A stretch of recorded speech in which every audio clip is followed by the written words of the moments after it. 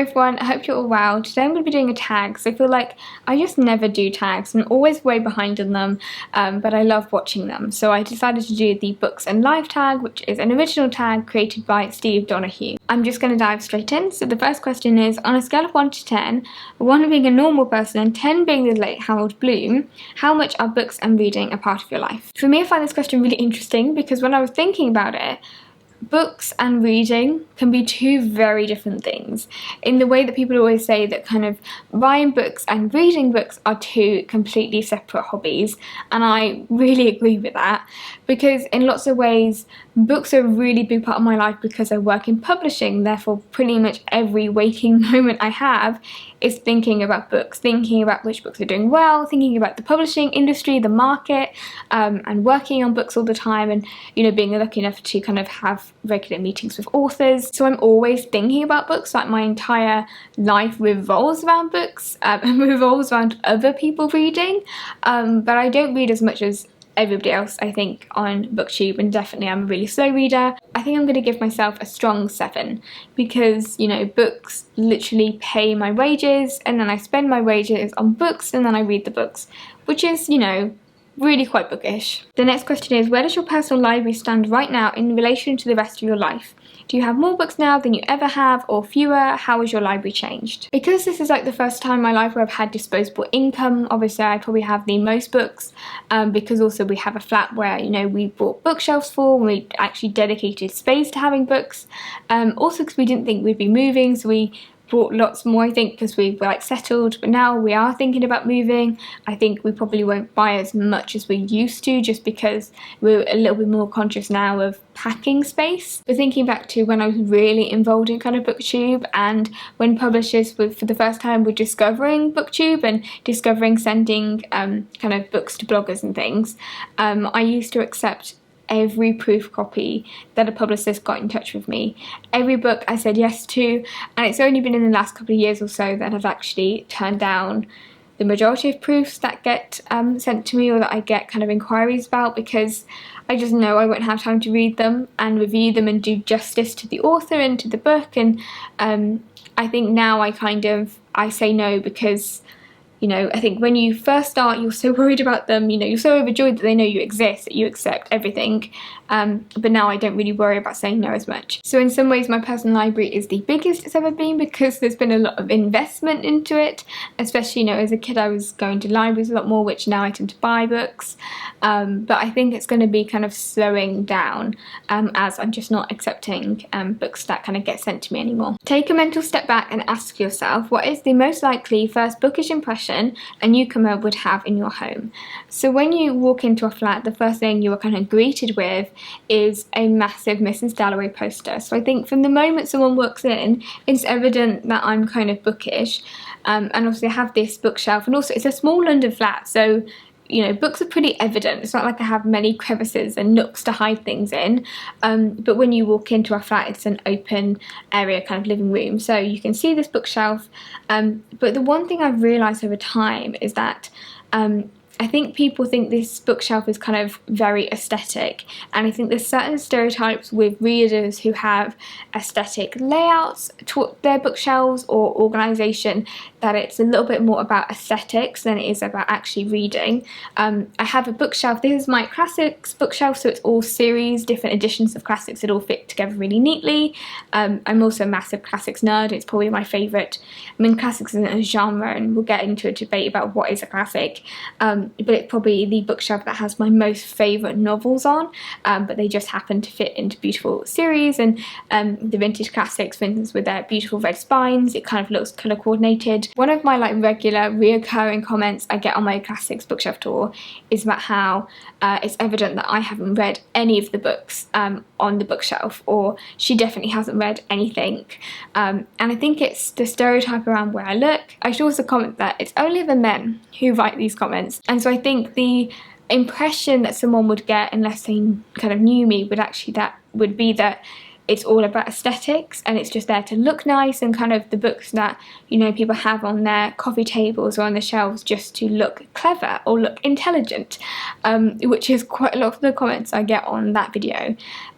So definitely I think it would be quite a lot about aesthetics, because even my Mrs. Dalloway poster is kind of mustard and black, which fits in with the aesthetic of the flat, and obviously some people I think would probably think that that poster was chosen because of the colours, versus actually I picked things based on the colours in that poster rather than the other way around, because obviously Mrs. Dalloway is one of my favourite novels. That was a really long answer to that question, and I don't think anybody would ever doubt that I'm bookish, because there's literally piles of books everywhere in our flat, but the saying "don't judge a book by its cover" definitely kind of comes into my mind when I'm thinking about an answer to that question. How often, if ever, do you clean or reorganise your books? I don't really clean them, I dust them. I really love cleaning. I take a lot of pleasure in cleaning, so I'm always kind of dusting down my bookshelves and cleaning them. I don't really reorganise my books that often. I'm really happy with the organisation they're in, with the kind of the classics here, and you know, organised by different publisher. And then I have a rainbow bookshelf in our bedroom because it looks really pretty and it doesn't look as kind of mismatched as it did when it was kind of just alphabetically. So I haven't actually reorganised my bookshelves for like a year, and this one has been the same since we moved into our flat. We've just occasionally been moved as I'm buying even more books, and I do have bookshelf tours of both this bookshelf and the one in my bedroom, which is the rainbow bookshelf. So if you want to see more of the books, you can do by watching those videos. But yeah, I'm really happy with them, so I think they're going to be fine until, you know, they need to be packaged away if we move. On average, how many books do you acquire in a given week? I guess I don't really buy that many books a week. I probably end up with about 3 a month, or maybe 4 a month, which I guess is 1 a week anyway. But I tend to just kind of maybe have one day when I go book shopping and I buy a couple of books. I used to, as I said, get quite a few books from publishers, which now I don't. I do still get some, but I definitely say no to the majority of them now. So it's quite rare that I have kind of, you know, I'm not one for doing big hauls of books. I don't get huge stacks of them, but it's definitely slowing down. So maybe if I say like 1 a week, I feel like it's something I should definitely start keeping track of. And I guess I do have lots of bookshop videos on my channel, and each time I do one of those I tend to buy a book or two, which adds up over time, but they're kind of every month or every other month, and that will be really the one time that I do buy books. So I need to start tracking that, even if it's just for me to understand where my money goes at the end of each month. What song is your current earworm? For me, this would be pretty much any song from Inside by Bo Burnham, which also just says I spend way too much time on TikTok, because anything that ever gets stuck in my head now has almost certainly been a sound from TikTok at some point, including like from In the Heights and things. It's constantly going around my head that it's almost like my brain is now just one big For You page of TikTok sounds. But I love TikTok, so time well spent. What percentage of your self-control do you retain in a well-stocked bookshop? I'm quite proud of this because I think I'm actually really good in a bookshop, so I'm going to say a strong 80%. I always walk around bookshops with massive piles of books, and then I nearly always put them all back, or I might get one book. I think in London I'm spoiled for choice of bookshops, because if I wanted to, I could go to, you know, every single borough and find a bookshop somewhere, and believe me, I do. And majority of my days out that I have are all kind of centred around going book shopping. So I think if I lost my self-control in London especially, I would have no money, because there's always so much opportunity to buy books, which is one of the reasons I love living in London. But I think I'm actually quite good, mainly also because I'm quite anxious about spending money, in the way that when you don't have a huge amount of disposable income, I kind of spend a lot of time thinking about books before I buy them. It's very rare that I kind of impulse buy things. I've often kind of read lots of reviews and really thought about them, walked around the bookshop with them for probably about an hour before I decide to actually go to the till. So self-control and spending money is actually something that I pride myself on. But now I'm thinking about it, maybe I don't have good self-control, because this year question a guy said I bought a book a week, which is definitely not having control. So maybe I need to reassess my entire life. Do you ever feel the need to take a break from books? If so, what form does it take? I guess I never really think about it as like taking a break. It's just when I decide to do other things. Sometimes with work I do find myself, I guess if I've been thinking about books all day, I might not then pick up a book and read. But you know, there are lots of other things that I like to do in life, probably equally to reading. You know, I really love going out and just taking pictures and just discovering parts of the city. You know, I've started going swimming, which is a new hobby that I really enjoy, and that's something that I obviously can't be reading while swimming, and just kind of, you know, watching reality TV, which is like my guilty, well, not so guilty pleasure. There are just lots of other things in life that I take pleasure in doing beside reading. It's not like I sit down and decide to take a break. I'm sure I definitely did when I was a bookseller and trying to get into publishing, when I felt like my life was a little bit too focused on books. But, you know, I think reading should be pleasurable and it should be something you do for enjoyment, and as soon as you feel like you have to read, you've got to hit a certain number of goals or pages. I just think it's important for me to keep it something that I do for fun, and not to make it quantifiable, not to make it work-like. So if that means I sit and watch Love Island for a while, then I'm totally going to be sitting and watching Love Island. When you meet a new person, how long does it take you to bring up books? For me, it is pretty instant, because one of the first questions people really ask is, what do you do for a living? And I always say I work in publishing, and, you know, oh, I just spend my time reading, which obviously is not true, but that kind of brings up the conversation naturally. Then people often say, you know, talk about their favourite books, but I guess it's never really a conversation about specific books, it's more just about like reading in general. In lots of ways, it's always been a conversation starter, because I've always had a link to books, whether that was being a bookseller or doing a literature degree, or just, you know, talking about hobbies and the fact that I, you know, make videos about books on the internet, or talk about books a lot on Instagram. It's always there in the background, and therefore kind of sparks conversations with people. But I always give people a few minutes before I start talking about Virginia Woolf or Jane Austen. I always let them kind of settle in, feel a sense of security before I jump on them with, you know, why they should read all of these different books. Have you given any thought or made any provisions for your personal library after you croak? This is something I think about a lot, because I think about my own mortality, probably more than I should do, and I don't really have big plans. I sometimes think that I would love my classics in particular to go to a bookshop in York, like a second-hand bookshop in York, because a lot of them would be really useful for kind of students, and I would personally love that, because that is where I bought a lot of my books from in the first place, or you know, just for kind of sentimental reasons. I'm a very sentimental person in lots of ways. I think in a way I would like to have my copy of Mrs. Dalloway, the one that I annotated as a student, that's completely falling apart. I think I would love it if, you know, if I ever had children, for them to want to keep that, because it's something that's important to me and connected to me. But at the end of the day, it has to be what's important to them, and if there are certain books, you know, that they feel connected to, that we shared something with, that'd be a nice thing if they wanted to keep it. But, you know, I'll be dead, I will have no clue what's going on, and so I just trust that, you know, they'll do whatever they need to do with them.